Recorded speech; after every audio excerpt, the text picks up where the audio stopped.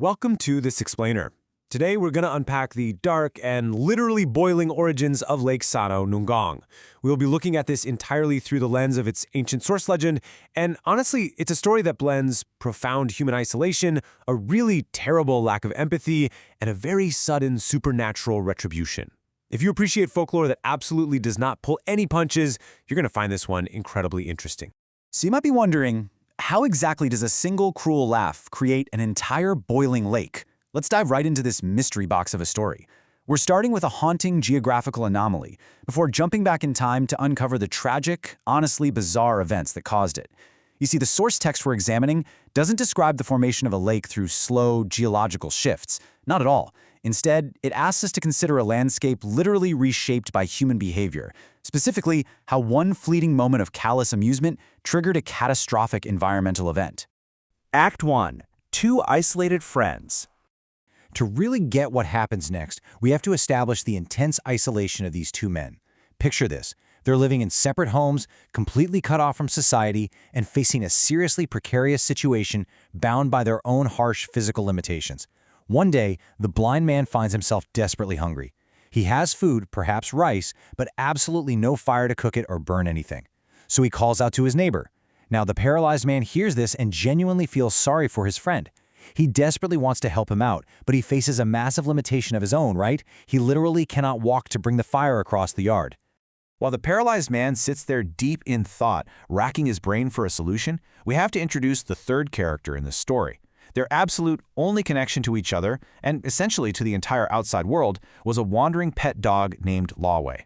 The text notes that almost no one ever visited these men. Lawway was the sole creature that frequented their homes, just wandering back and forth between the paralyzed man's house and the blind man's house. And unfortunately for Lawway, he was about to become the focal point of a really terrible dilemma. Act 2. The cruel prank. Okay, so with the blind man continuing to call out for fire, the paralyzed man comes up with a seriously ill-fated three-step plan.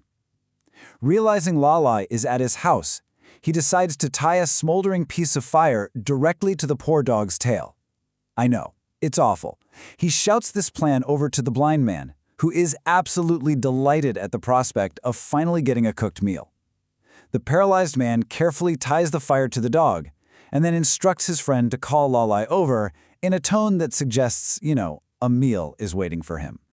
As you can probably guess, when this plan was set into motion, it failed disastrously. Hearing the blind man's inviting call, Lawway eagerly takes off running across the yard. But the text details a very harsh physical reality here. As the dog runs, his tail naturally lifts forward. This causes that burning piece of fire to swing up and directly hit the dog's own body. The result is immediate and horrific. Startled, Lawway begins running around in an absolute panic, just screaming in severe pain as the fire burns him. And this is where the story shifts from a misguided logistical plan into just outright cruelty. Louise is frantically running around, trying in vain to get this burning foreign object off his tail. But instead of showing an ounce of mercy, instead of attempting to help this burning animal, how do the men react? Well, the paralyzed man bursts out laughing at the sight, and the blind man, hearing the chaotic, panicked running of the dog, he joins right in. The source explicitly states that the scene was so entertaining to both of them that they laughed nonstop. They completely ignored the suffering of their only companion. Act 3. The stranger's retribution.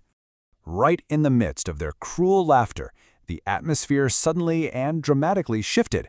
A strong wind violently blew in, and then, from a distance, a mysterious voice echoed, specifically calling out their afflictions.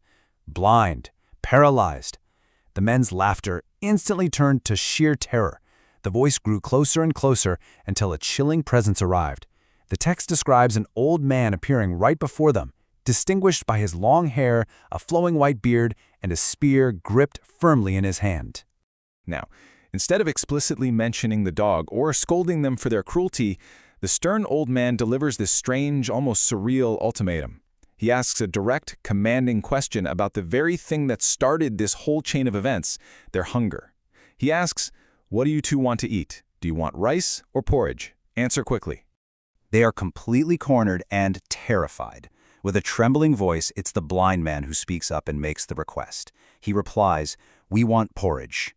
Now, it seems like a simple, maybe even innocent answer to a bizarre question, but as the source text reveals, he was unknowingly setting the stage for a catastrophic, boiling retribution. The old man simply replies, "Wait a minute." A lake born of consequence. After commanding them to wait, the old man takes his spear, forcefully stomps it deep into the ground, and just vanishes from sight. Poof! The text notes that about 5 minutes after the spear struck the earth, hot water began to gush out from the hole. At first, it was just a small stream, but it definitely didn't stay that way. The water grew stronger and infinitely more ferocious, quickly flooding the yards of both the blind man and the paralyzed man. The men realize what's happening, and they scream for help as the boiling water continues to rise, beginning to submerge them.